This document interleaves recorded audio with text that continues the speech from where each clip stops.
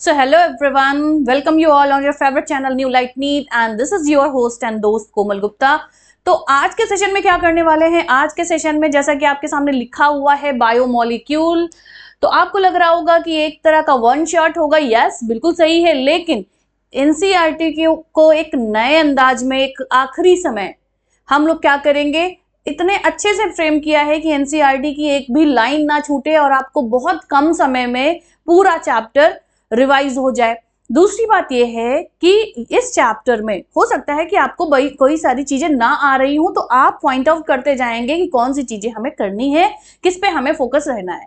तो मैं चाहूंगी बहुत कम समय में हर एक ऑर्गेनिक के चैप्टर को मैं रिवाइज कराऊंगी और सारे एक एक पॉइंट मैंने लिख रखे हैं जो एनसीईआरटी में आए हुए हैं और जो पीवाईक्यू में भी पूछे हुए हैं। देखिए, एक फ्रेमिंग, जैसे सबसे पहले आपको क्या है, जैसे ही हम अपना चैप्टर स्टार्ट करते हैं कार्बोहाइड्रेट्स के बारे में पढ़ते हैं, तो सबसे पहला जो क्वेश्चन आता है डिफाइन कार्बोहाइड्रेट।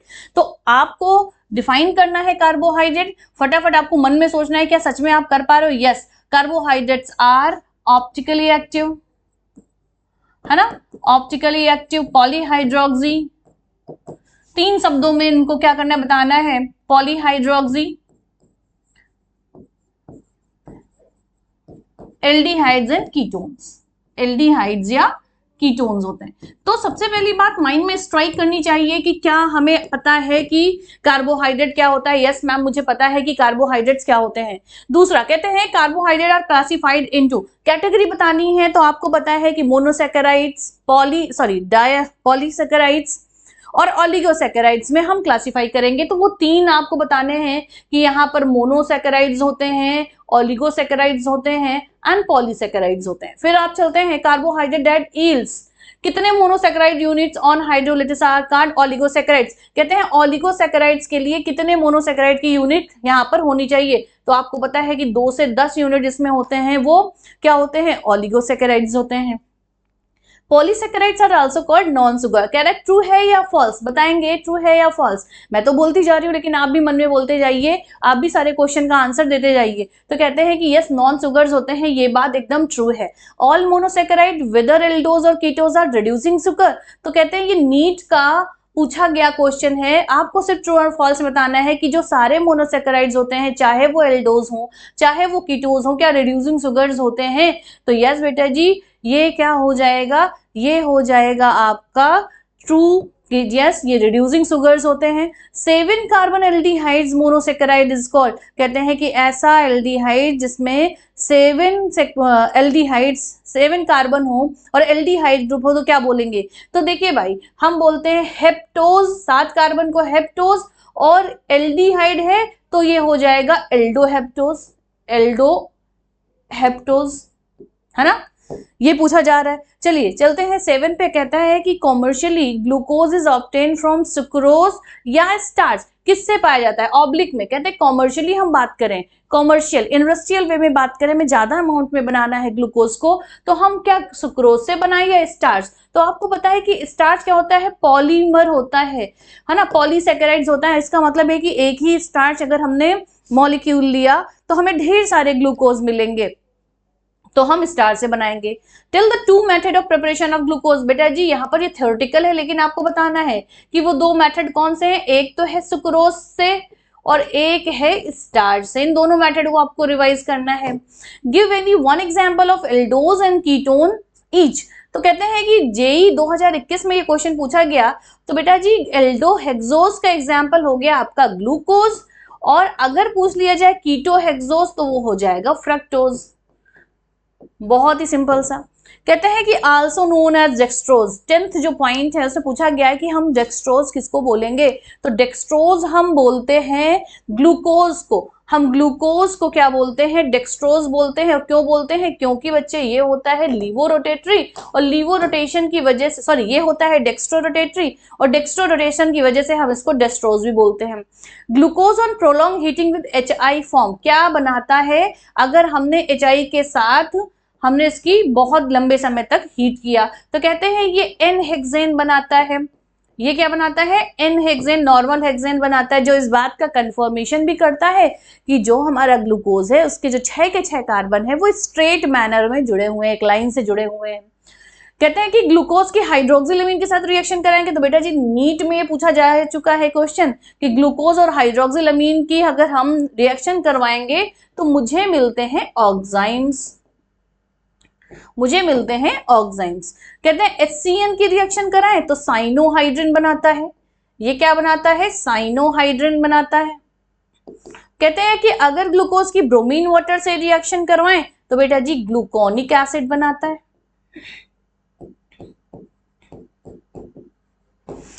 फिर लिखा है acylation of glucose with acetic anhydride gives glucose hexaacetate. कहता है कि हेक्साएसीटेट मिलता है, ट्रू या फॉल्स। तो हमें पता है कि जब भी हम ग्लूकोज का एसाइलेशन करवाते हैं तो मुझे पेंटाएसीटेट मिलता है, 5 OH ग्रुप आके लगते हैं, कन्फर्मेशन होता है, 5 ईस्टर ग्रुप बनते हैं। इसका मतलब है कि ये जो स्टेटमेंट है वो तो कतई भी फॉल्स है। Glucose on oxidation with HNO3 gives. कहते हैं कि अगर हम स्ट्रॉन्ग ऑक्सीडाइजिंग एजेंट के साथ ग्लूकोज को ऑक्सीडाइज कराएं तो ये सैकरिक एसिड देता है, और सैकरिक एसिड को हम ग्लूकैरिक एसिड भी बोलते हैं। नेक्स्ट देखिए, छोटे छोटे पॉइंट्स आपको करते जाने हैं। दूसरा लिखा है कि D before the name of glucose represent its dextrorotatory nature. तो बेटा जी जो ग्लूकोज के आगे कैपिटल D कैपिटल L लिखा होता है वो रोटेशन से रिलेटेड नहीं होता है, वो सिर्फ कॉन्फ़िगरेशन बताता है रिलेटेड टू ग्लिसरल्डिहाइड। तो यहां पर ये फिर से हो गया हमारा false statement. Plus isomer of glyceraldehyde has L configuration. तो कहते हैं कि अगर किसी का प्लस आइसोमर है ग्लिसरल्डिहाइड का तो क्या L कॉन्फ़िगरेशन होगा? नहीं, हम ऐसा हमेशा नहीं कह सकते कि वो हमेशा L हो, क्योंकि D और L ऑप्टिकल रोटेशन पे डिपेंड नहीं करते। तो ये भी हो जाएगा हमारा false statement. Glucose give swift test. क्या ये बात सही है? नहीं बेटा जी, ये बात गलत हो जाती है, स्विफ्ट टेस्ट नहीं दे पाते हैं। Melting point of alpha form of glucoses. अब आपको यहाँ पर 2 थ्योरेटिकल क्वेश्चन के आंसर देने हैं, जरा देख लीजिए। आपसे पूछा गया है कि मेल्टिंग पॉइंट कितना होगा, और दोबारा है कि बीटा फॉर्म का मेल्टिंग पॉइंट कितना होगा। तो बेटा जी अगर मैं बात करूं अल्फा फॉर्म की तो ये हो जाता है मेल्टिंग पॉइंट 419 केल्विन, और जब मैं बीटा फॉर्म की बात करूंगी तो थोड़ा सा ये क्या कर जाता है, एक्सीड कर जाता है, 423 केल्विन हो जाता है। अब यहाँ पर ये पॉइंट जहां से देखिए 20 से लेके 22 तक जो टेम्परेचर पूछा गया बहुत important. Alpha form is obtained by crystallization. कितने पे हम ग्लूकोज का क्रिस्टलाइजेशन करें, कितने टेम्परेचर पे, तो हमारे पास अल्फा फॉर्म आ जाएगा। तो बेटा जी यहाँ पर 303 चाहिए और 317 चाहिए अगर मुझे बीटा फॉर्म चाहिए। इसका मतलब है कि मेल्टिंग पॉइंट भी ज्यादा है बीटा वाले का, और बीटा फॉर्म को जब बनाएंगे तो हमें टेम्परेचर भी ज्यादा चाहिए होगा, राइट। चले, the 2 cyclic form of glucose exist in equilibrium with open chain structure. ये ट्रू है या फॉल्स? कहते हैं ओपन चेन स्ट्रक्चर में 2 साइक्लिक फॉर्म, 2 साइकिल फॉर्म हो सकती हैं, जो रिंग फॉर्म हो सकती हैं, एकदम ट्रू बात है। कहते हैं अल्फा और बीटा 2 एनोमर्स बनते हैं। In beta form all bulky groups are at equatorial position. अब ये यार 25 नंबर क्वेश्चन आप ध्यान से देखेंगे, और 25 नंबर क्वेश्चन में क्या पूछा जा रहा है कि बीटा फॉर्म में all the bulky group are at equatorial position. तो ये आपके लिए नई फ्रेमिंग है। यस बेटा जी, इक्वेटोरियल पोजीशन पे जितने भी बल्की ग्रुप होंगे वो फॉर्म होते हैं। Alpha and beta form of glucose are called. अच्छा, जो मैंने यहाँ पर पिंक कलर से लिखा है वो कहीं ना कहीं आए हुए क्वेश्चन है, चाहे वो नीट हो या JEE.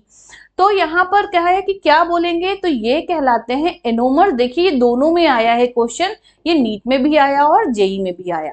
Cyclic structure of glucose is analogous to. कहते हैं कि जो साइक्लिक स्ट्रक्चर बना ग्लूकोज का वो किससे रिजेंबल्स रखता है, तो बेटा जी ये पाइरेन से रिजेंबल रखता है। तो आंसर आएगा पाइरेन, और इसी की वजह से हम ग्लूकोज की रिंग को बुलाते हैं पाइरेनोज रिंग, राइट। चलते हैं नेक्स्ट आगे। इसी तरह से ढेर सारे पॉइंट्स हमारे पास। बायोमोलिक्यूल आज एकदम खत्म हो जाएगा। Glucose belong to DL series and is a dextrorotatory compound या लीवोरोटेटरी कंपाउंड। तो आपको बताना है, यहाँ पर स्लैश लगा है कि ग्लूकोज बिलोंग किससे, D या L, तो D से बिलोंग करता है, और ये डेक्स्ट्रोरोटेटरी होता है ना। D और L में D से होता है और डेक्स्ट्रोरोटेटरी होता है। वहीं फ्रक्टोज बिलोंग टू, ये भी बेटा जी D होता है, लेकिन ये लीवोरोटेटरी होता है।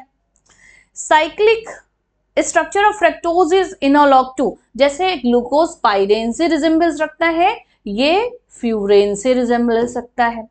Beta form of fructose have a bulky group arranged alternately, कहते हैं जब हम फ्रक्टोज के बीटा, अब फ्रक्टोज के बीटा फॉर्म की बात की है, कहते हैं कि जब हम फ्रक्टोज के बीटा फॉर्म की बात करेंगे तो जो बल्की ग्रुप होते हैं वो अल्टरनेट प्रेजेंट होते हैं। बेटा जी बात एकदम सही है।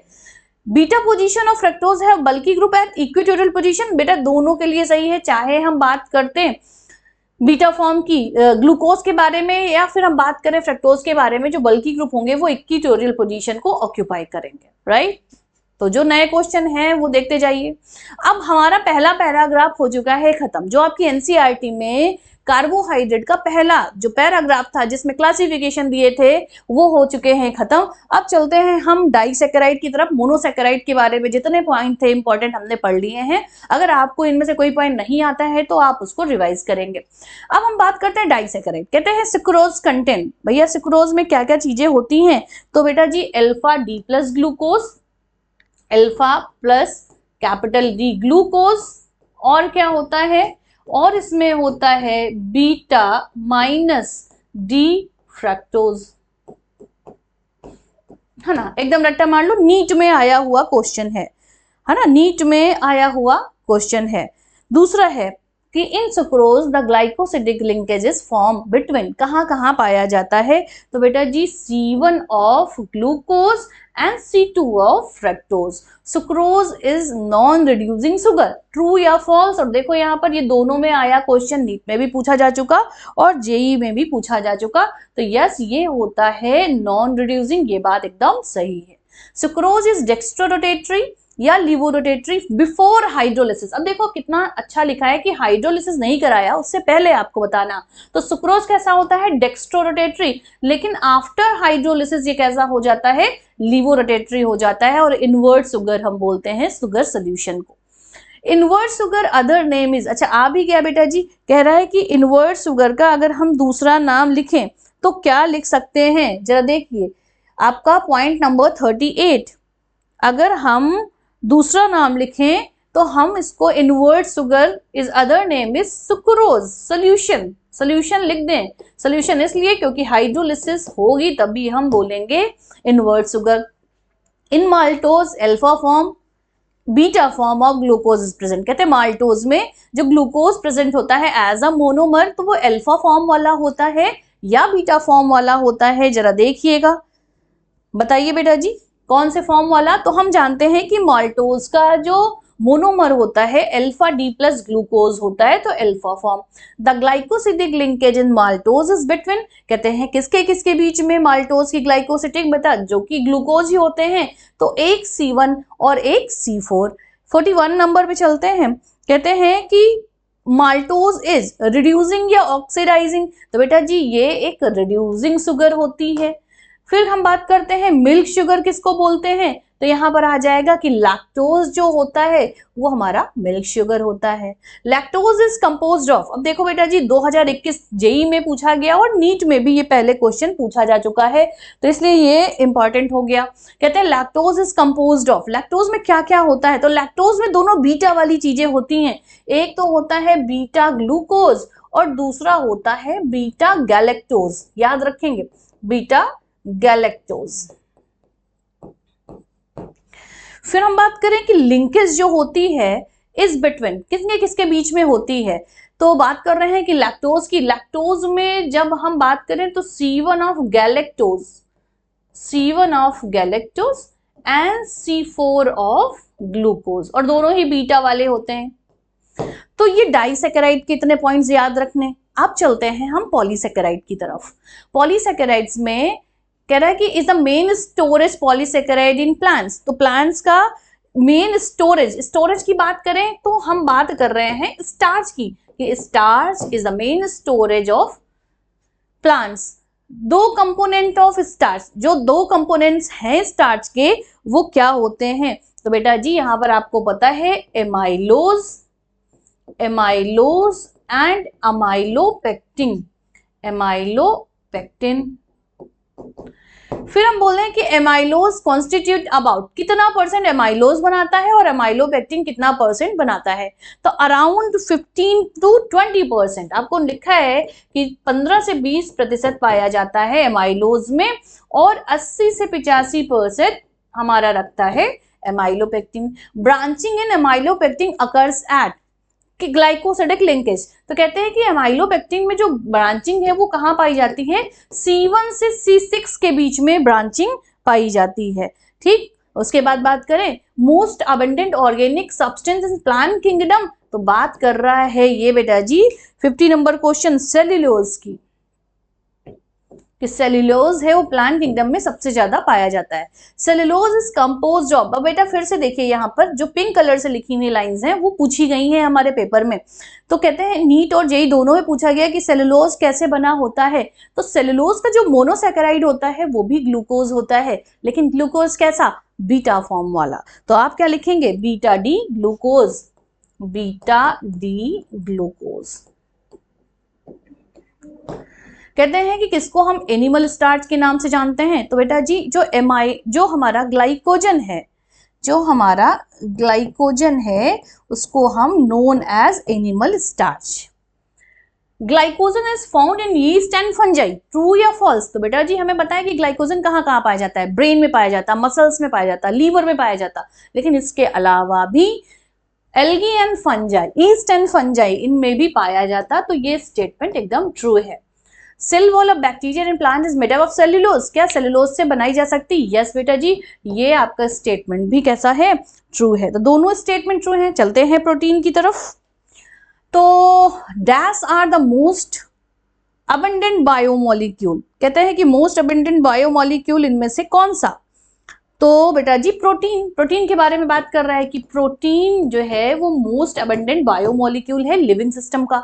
Only beta amino acids are obtain on hydrolysis of protein, तो कहते हैं कि जब हम प्रोटीन की हाइड्रोलिसिस कराए तो क्या सिर्फ बीटा अमीनो एसिड, नहीं बेटा जी ये हो गया फॉल्स, क्योंकि हमें पता है ओनली अल्फा अमीनो एसिड से बने होते हैं हमारे प्रोटीन्स। तो glycine is so named since it has, glycine का जो नाम पड़ा, जो अमीनो एसिड्स हैं उनका नाम पड़ा, वो किस वजह से पड़ा, तो जो ग्लाइसिन नाम पड़ा ना वो स्वीट टेस्ट की वजह से पड़ा, स्वीटनेस की वजह से पड़ा, क्योंकि ग्लाइसिन का जो टेस्ट होता है वो कैसा होता है, ग्लाइकोज से बना, स्वीट टेस्ट, इनका जो टेस्ट होता है वो मीठा होता है। Tyrosine was first obtain from, बेटा जी चीज से पाया गया है ना, तो छोटे छोटे क्वेश्चन लेकिन आपकी एनसीईआरटी की हर एक line covered. Name all the amino acids, अब बेटा जी ये आपके लिए यहाँ पर एक चार्ट बना एनसीईआरटी में है ना, इसको आपको खुद से एक बार जाके देखना है अगर आपको नहीं आते हैं 20 अमीनो एसिड्स के नाम। Then the essential amino acid, देखो नीट में पूछा गया बेटा जी कि 4 आपको अमीनो एसिड दे दिए जाएंगे और उनमें से कोई एक होगा जो एसेंशियल होगा, या फिर 4 दे दिए जाएंगे जिनमें से 3 होंगे एसेंशियल और 1 होगा नॉन एसेंशियल, आपसे कुछ भी पूछा जा सकता है ना, तो इसके लिए मैंने अलग वीडियो में ट्रिक भी बताई है। अब कहते हैं बेसिक अमीनो एसिड्स आर, ये यहाँ पर बताइए कि 2 बेसिक एसिड, यहाँ पर 2 भी लिख दिया है कि बेसिक अमीनो एसिड्स के आपको नाम बताना है, तो बोलिए बता। सबसे पहले अमीनो एसिड लिखा है कि सारे अमीनो एसिड, फिर कहा सिर्फ बेसिक बताइए, तो लाइसिन एंड आर्जिनिन आप लिख सकते हैं अगर नहीं पता है, और बायो के बच्चे हैं आप तो आपको पता होगा कि लाइसिन एंड आर्जिनिन ये बेसिक अमीनो एसिड्स हो गए, 2 पूछे गए 2 बता दिए। फिर कहते हैं कि एसिडिक अमीनो एसिड, तो बेटा जी जब आप चार्ट देखेंगे अमीनो एसिड्स का तो वहां पर 2 एसिड ऐसे हैं, 2 अमीनो एसिड ऐसे हैं जिनके आगे एसिड लगा है, तो यहाँ पर आप लिख देंगे एक तो हो गया एस्पार्टिक एसिड और एक हो गया ग्लूटामिक एसिड, ग्लूटामिक एसिड और दूसरा हो गया एस्पार्टिक एसिड। ठीक, amino acid behave like salt rather than simple amines, ये कह रहा है कि स्टेटमेंट लिखा है कि अमीनो एसिड सॉल्ट के रूप में वर्क करता है, जबकि अमीनो एसिड में अमीनो ग्रुप भी है और एसिडिक ग्रुप है, लेकिन फिर भी ना तो ये एसिड की तरह वर्क कर रहा है ना ही बेस की तरह वर्क कर रहा है, ये सॉल्ट की तरह वर्क कर रहा है। ये ट्रू है या फॉल्स, तो बेटा जी ये बिल्कुल ट्रू है, क्योंकि ज्यूटर आयन यहाँ बनता है। Except all other natural occurring alpha amino acid are optical active, JEE में पूछा गया क्वेश्चन, तो कहते हैं एक्सेप्ट कौन किसको छोड़ के बाकी सभी जो अमीनो एसिड्स हैं अल्फा वाले वो ऑप्टिकल एक्टिव हैं, तो यहाँ पर आ जाएगा ग्लाइसिन, ग्लाइसिन को छोड़ के बाकी सभी जो अमीनो एसिड है वो ऑप्टिकल एक्टिव है। Most naturally occurring amino acid have D या एल कॉन्फ़िगरेशन। तो कहते हैं वैसे तो दोनों डी और एल दोनों पाए जा सकते हैं, लेकिन जो नेचर में अकर है, जो नेचुरल अकरिंग है, वो मोस्टली एल कॉन्फ़िगरेशन रखते हैं। L amino acid are represented by writing the H2 group on left hand side. कहते हैं L को हम कैसे लिखते हैं, क्या H2 से लेते हैं? नहीं बेटा, हम यहाँ पर NH2 की पोजीशन देखते हैं, हम यहाँ पर NH2 की पोजीशन देखते हैं। तो यहाँ पर क्या लिख देंगे, क्वेश्चन नंबर 66 के लिए जाएगा। अच्छा, कहते हैं कि किधर लिखें, ये NH2 है, जिसको हम NH2 बोल देते हैं, NH2 ग्रुप। तो लेफ्ट हैंड साइड जब लिखें बेटा जी, L का मतलब जब हमारा NH2 इस तरफ से आए तो इसको हम L लिखेंगे, और NH2 अगर राइट हैंड साइड होता तो D लिखते। नेम अ डाइपेप्टाइड, कहता है कि कोई सा भी एक आपको नाम बताना है डाइपेप्टाइड का। तो बेटा जी डाइपेप्टाइड इनमें से कौन, क्या हम यहाँ पर ग्लाइसिएलेनिन लिख सकते हैं? ग्लाइसिएलेनिन लिख सकते हैं भाई। डाइपेप्टाइड का मतलब हो गया कि एक पेप्टाइड लिंकेज हो और दो अमीनो एसिड को जोड़े हो। तो यहां पर हम नाम लिख देते हैं आपके लिए एलामाइन। फिर number of amino acid in insulin, insulin में कितने पाए जाते हैं? 51 अमीनो एसिड्स पाए जाते हैं। Protein types on the basis of molecular shape, पहले देखो मॉलिक्यूलर शेप के आधार पे fibrous and globular, fibrous and globular, ये दो प्रोटीन होती हैं। फाइबरस प्रोटीन के एग्जाम्पल्स क्या हो जाएंगे? तो बेटा जी फाइबरस के हो जाएंगे keratin and myosin. Keratin is present in, keratin कहाँ पाया जाता है? तो बेटा जी हमें पता है कि जो केराटिन होता है वो हेयर्स में पाया जाता, सिल्क में पाया जाता, नेल्स में पाया जाता, एक्सेट्रा। ग्लोबुलर प्रोटीन के एग्जाम्पल बेटा जी इंसुलिन एंड एल्बुमिन, ये एकदम रट्टा मान लो, इंसुलिन एंड एल्बुमिन, क्योंकि बायोमोलिक्यूल 100% बेटा इस बार 2 से 3 क्वेश्चन आपको मिलने वाले हैं। फिर चलते हैं two type of secondary structure, कहते हैं सेकेंडरी स्ट्रक्चर के जो दो तरह हैं वो क्या है? प्रोटीन के जब हम लेवल की बात करते हैं, प्राइमरी स्ट्रक्चर, सेकेंडरी स्ट्रक्चर, तो बेटा जी हमें यहाँ पर alpha helix and beta pleated, ये दो स्ट्रक्चर मिलते हैं, है ना, beta pleated structure. Two type of tertiary structure, कहते हैं जब हम टर्सरी स्ट्रक्चर की बात करें, जब हम टर्सरी स्ट्रक्चर की बात करें तो हमें कौन से दो तरह के स्ट्रक्चर मिलते हैं? तो बेटा जी हमें पता है कि two type of tertiary structure, जो हमारा फाइबरस और ग्लोबुलर था ना, फाइबरस एंड ग्लोबुलर प्रोटीन के जो एग्जाम्पल थे जो हमने पढ़े थे मॉलिक्यूलर के बेसिस में, ग्लोबुलर, वो भी हमारे टर्सरी स्ट्रक्चर में आते हैं। इसका मतलब जो केराटिन हो गई वो भी टर्सरी स्ट्रक्चर है, जो एल्बुमिन है वो भी टर्सरी स्ट्रक्चर है, जो मायोसिन है और केराटिन है वो भी टर्सरी स्ट्रक्चर्स हैं। चलिए आगे चलते हैं। What is a native protein, कहता है कि बताइए नेटिव प्रोटीन है क्या? तो बेटा जी नेटिव प्रोटीन का मतलब है कि जो नेचुरल अकरिंग, जिस तरह से प्रोटीन पाई जा रही है नेचुरल किसी भी, और जैसे हम एग की बात करें तो एग में जिस कंडीशन में, जिस तरह से, जिस कॉन्फ़िगरेशन में हमारी एल्बुमिन पाई जा रही है उसको हम बोलेंगे नेटिव प्रोटीन। बिना कोई उसमें छेड़छाड़ किए हुए जो भी हमारे पास प्रोटीन है नेचुरल, उसको हम बोलेंगे native protein. Curdling of milk is actually example of denaturation of protein, कहते हैं कि जब हम कर्डलिंग ऑफ मिल्क कर दें तो क्या डीनेचुरेशन कहलाएगा? यस, ट्रू है।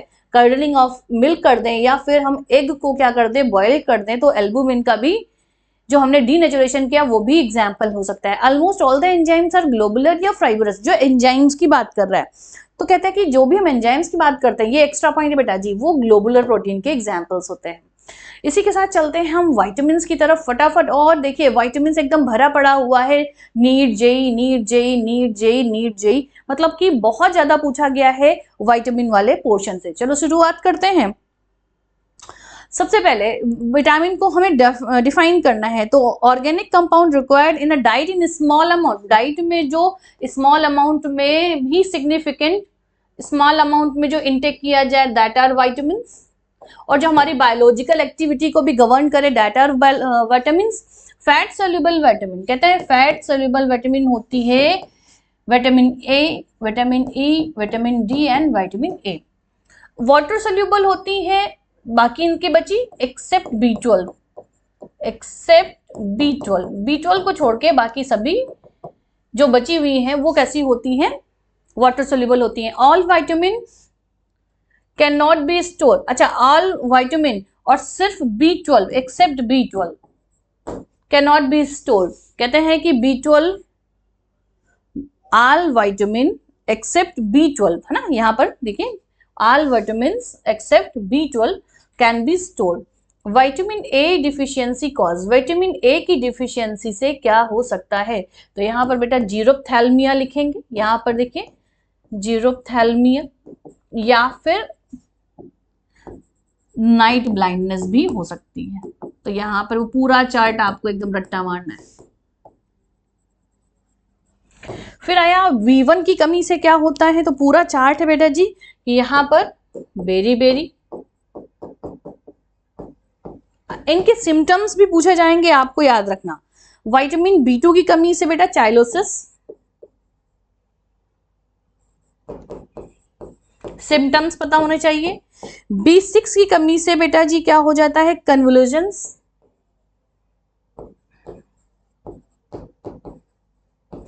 विटामिन B12 पूछा गया नीट 2021 में, इससे होता है परनीसियस एनीमिया।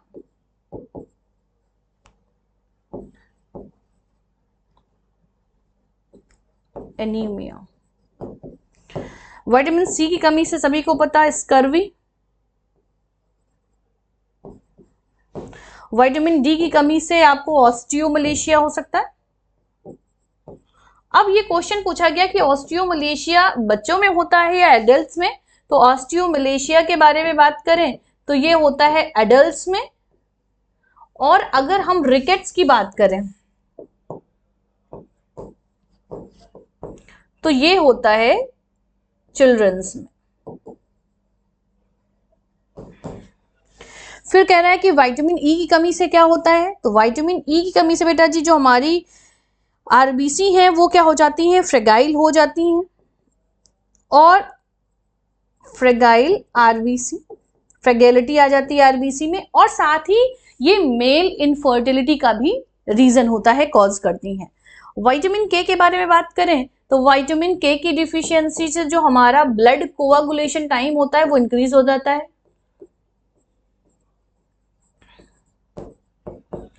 टाइम को क्या कर देता है, इंक्रीज कर देता है, मतलब कि जो अगर आपको चोट लग गई तो आपका जो ब्लड बंद होगा, खून का जो थक्का जमेगा वो थोड़े से ज्यादा समय में जमेगा, तो इंक्रीज कर देता है। उसके बाद यहाँ पर आते हैं सुगर मोइटीन डीएनएज, तो यहाँ पर आइए 92 नंबर क्वेश्चन पे कहते हैं कि जो सुगर मोइटी है 91 नंबर क्वेश्चन में, तो नीट में पूछा गया कि बीटा D2 डीऑक्सीराइबोज, डीऑक्सीराइबोज है ना। फटाफट एक वन लाइनर क्वेश्चन हमने बनाए हैं। सुगर मोइटीन आयरन, आरएनए में कौन सी होती है बेटा थी, तो बीटा डी राइबोज होती है ना। शुगर्स के बारे में पूछा जा रहा है। Bases in DNA are, bases कौन कौन से होते हैं बेटा जी, adenine, guanine, thiamine and cytosine. और हम बात करें आरएनए में तो यहां पर क्या हो जाएगा, adenine, guanine, uracil and cytosine. Base attach to 1-2 position of sugar, तो बेस कहां अटैच होता है, तो बेटा जी 1' पे अटैच होता है। नेक्स्ट फटाफट,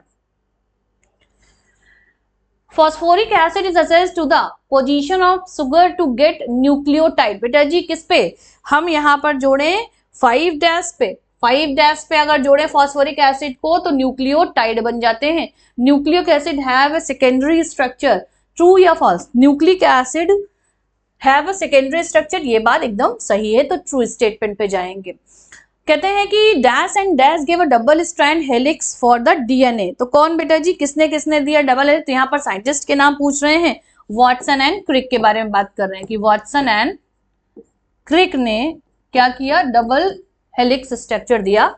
फिर चलते हैं एडेनिन फ्रॉम हाइड्रोजन बॉन्डिंग, अब ये नीट में आया हुआ question, adenine form hydrogen bonding किसके साथ, ये बनाता है थायामिन के साथ, ये बनाता है थायामिन के साथ, एंड साइटोनिन किसके साथ बनाता है, ये बनाता है ग्वानिन के साथ। ग्वानिन के साथ। द 3 टाइप ऑफ आरएनए बेटा जी, mRNA messenger RNA, ribosomal RNA, ये सभी को पता है, बायो के बच्चे हैं, and transfer RNA. Insufficient functioning of adrenal cortex cause, अगर एड्रिनल कॉर्टेक्स ने इनसफिशिएंट फंक्शनिंग, उसने फंक्शन सही किया तो एडिशन डिजीज होती क्या? यस, स्पेलिंग देख लेना, एडिशन डिजीज।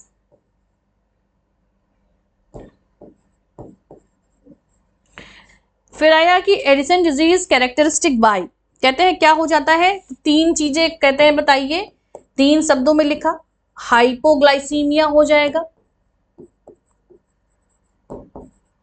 वीकनेस होगी, एंड स्ट्रेस की जो ससेप्टिबिलिटी है वो क्या हो जाएगी, बढ़ जाएगी, आपको स्ट्रेस हो जाएगा ज्यादा। तो लास्ट चलते हैं 103 पॉइंट पे, the enzyme which catalyse the oxidation of one substrate with simultaneously reduction of another substrate are known as. तो बेटा जी कहा गया कि ऐसे एंजाइम्स को हम क्या नाम देते हैं, तो हम इन जिस तरह की रिएक्शन हो रही, जैसे ऑक्सीडेशन भी हो रहा है, रिडक्शन भी हो रहा है, तो उसके नाम पर हम ऑक्साइडो रिडक्टेज एंजाइम बोलते हैं इस तरह की क्लास को। तो बेटा जी 103 पॉइंट में पूरा आपका बायोमोलिक्यूल आपकी फिंगर टिप्स पे। मुझे आप बताएंगे कि ये प्रयास कैसा रहेगा, क्या हर एक चैप्टर के इसी तरह से पॉइंट वाइज आपको एक बार फाइनल रिवीजन करवा दिया जाए एक बार, तो कैसा रहेगा ये प्रयास, आप मुझे कमेंट बॉक्स में जरूर बताएंगे, क्योंकि इसी सीक्वेंस में मैं सारे ऑर्गेनिक के चैप्टर आपको रिवाइज कराऊंगी, राइट। चलते मिलते हैं दूसरे चैप्टर में। Thank you so much.